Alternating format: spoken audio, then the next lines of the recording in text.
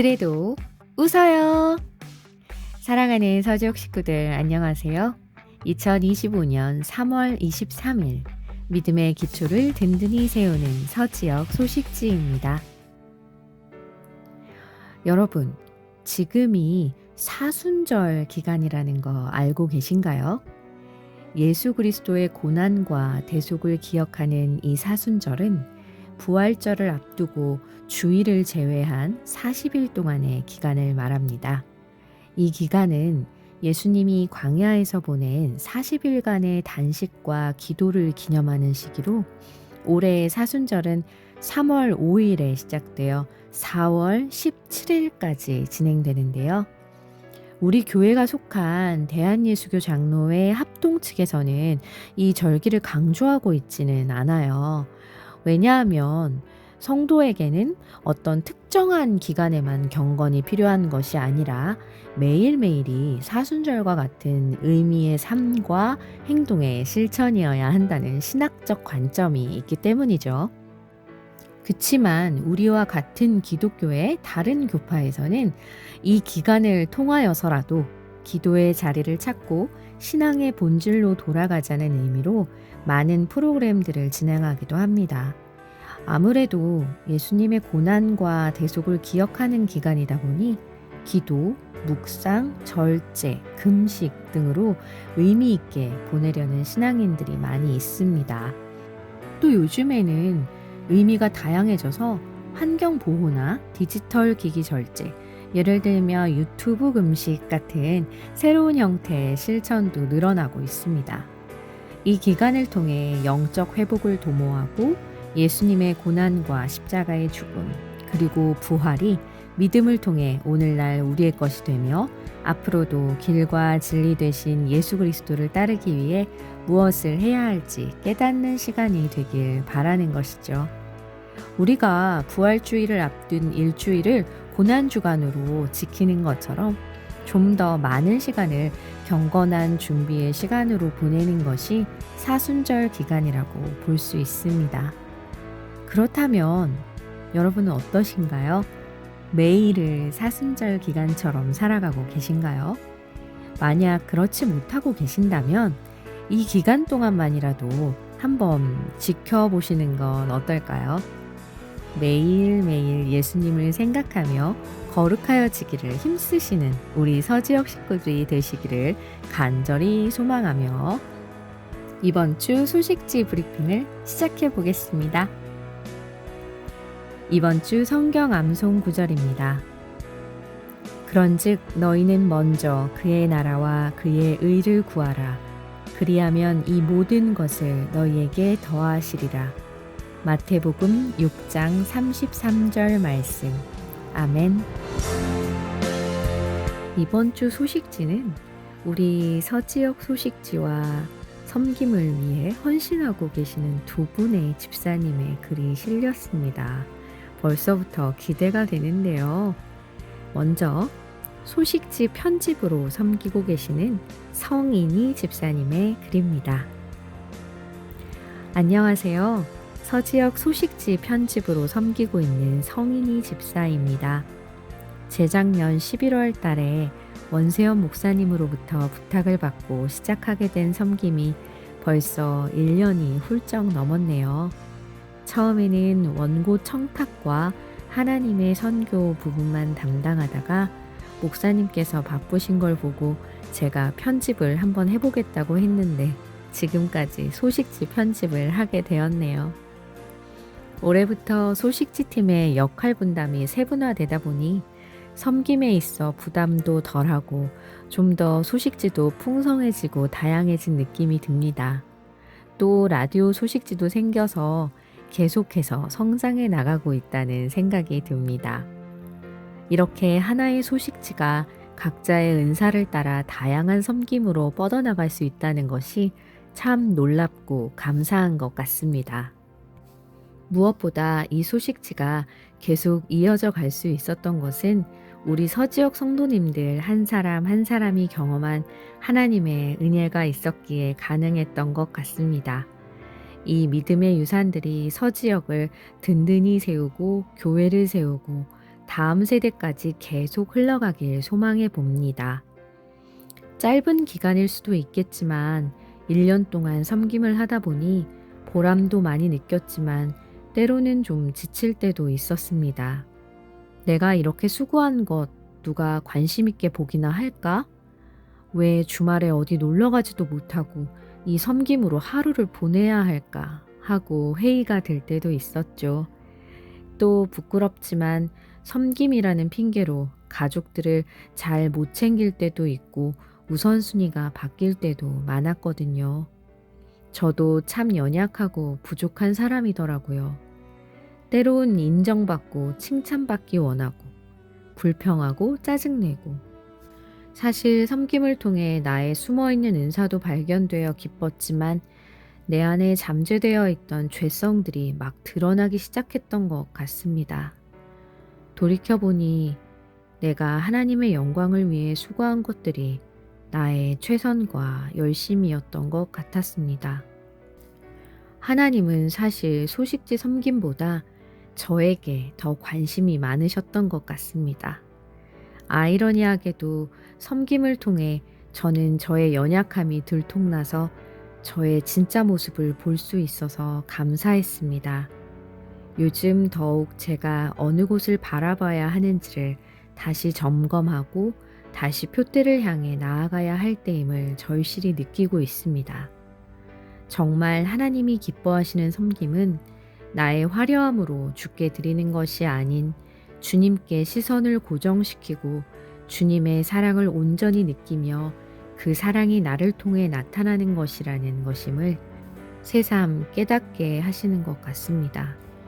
날마다 내가 십자가에서 죽어지고 주님만 내 안에 주인 되셔서 사시도록 계속해서 믿음의 선한 싸움을 싸워나가는 것만이 이 섬김을 기쁨으로 감당하게 될 줄 믿습니다. 또한 기도로 함께 해주신 분들이 있기에 지치고 넘어질 때에도 다시 힘을 내고 일어서서 이 길을 계속 걸어갈 수 있는 것 같습니다. 앞으로도 소식지 많이 관심 가져주시고 각자의 삶터에서 받은 은혜도 공유해 주시면 너무 감사할 것 같아요. 함께 나눌 때 은혜는 배가 되고 서로 믿음의 도전도 받고 영혼들도 살아나게 될 줄 믿습니다. 예수 그리스도의 평강이 성도님들의 삶 가운데 늘 충만하시기를 기도합니다. 샬롬. 아멘. 너무 감사한 글인 것 같아요. 집사님의 솔직한 고백이 더욱 사랑스럽게 느껴지는 건 제 기분 탓일까요? 소식지 편집으로 주말도 없이 애쓰시는 집사님의 헌신 덕분에 이렇게 서지옥 소식지가 인기 컨텐츠로 자리 잡지 않았나 하는 생각인데요. 제가 여기서 한 번 더 집사님께 힘을 실어드리고자 합니다. 서지옥 식구분들 너무 어려워 마시고 많은 은혜 나눔의 글들 보내주시기를 부탁드립니다. 아무쪼록 성인이 집사님 앞으로도 잘 부탁드릴게요. 다음은 서지역 서번트 팀의 팀장이신 임규동 집사님의 글입니다. 제목은 서지역에 서번트 팀이 있는 것 아시나요? 입니다. 서지역 내에는 서번트 팀 이외에 기획팀, 선교팀, 운구팀, 새신자팀, 소식지팀, 신혼가족팀, 베이비케어팀이 운영되고 있습니다. 타이틀만 보아도 대략적으로 어떤 일들을 하고 있는 것을 아시겠죠?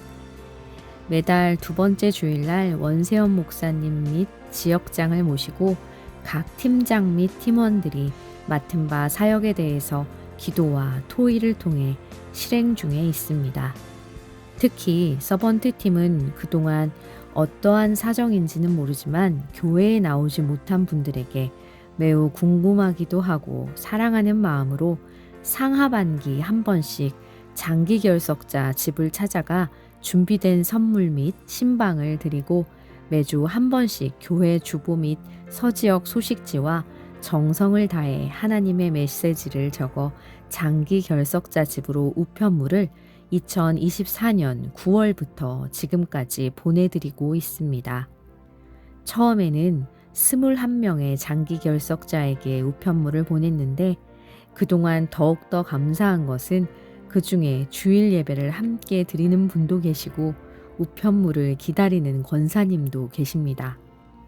현재는 17명의 분에게 우편물을 보내드리니 그 또한 감사의 마음뿐입니다. 일반 사회에서는 결석을 잘 하는 사람에게는 마땅히 징계를 받게 될 것이고 믿을 수 없는 사람이라며 비난을 받게 될 것입니다. 하지만 교회 식구들은 다릅니다. 오랫동안 결석하던 분들이 교회에 나오면 모든 성도님들은 박수치며 환영합니다. 결석자가 나오셨다고 박수치고 환영하는 곳은 교회 말고는 없을 것입니다. 장기 결석자일수록 더욱 열렬한 환영을 받을 것입니다. 1년에 한 번 나와도 여전히 환영을 하며 칭찬을 해줄 것입니다. 왜냐하면 교회는 일반 사회가 아니니까요. 설령 교회를 욕하고 나간 사람이라 해도 다시 돌아오면 받아주는 곳이 교회입니다. 담임 목사님의 설교 말씀 중 교회의 머리이신 예수님의 공급함을 받아 교회를 사랑하라. 이 말씀처럼 자기의 높아진 생각을 버리고 오랜 상처와 묵은 감정을 그리스도께 온전히 맡겨야 한다는 말을 기억합니다. 그리고 어떠한 사정으로 교회를 나오지 못하는 성도님들이 이 글을 읽어주신다면 상처에 머물지 말고 우리를 위하여 십자가에서 죽으신 그리스도의 상처를 바라보길 바랍니다. 예수님이 사랑으로 남긴 상처는 우리의 모든 상처를 아무것도 아닌 것으로 사라지게 할 것이고 우리 마음을 교회를 향한 사랑으로 가득 채우실 것입니다. 피차 사랑의 빛 외에는 아무에게든지 아무 빛도 지지 말라.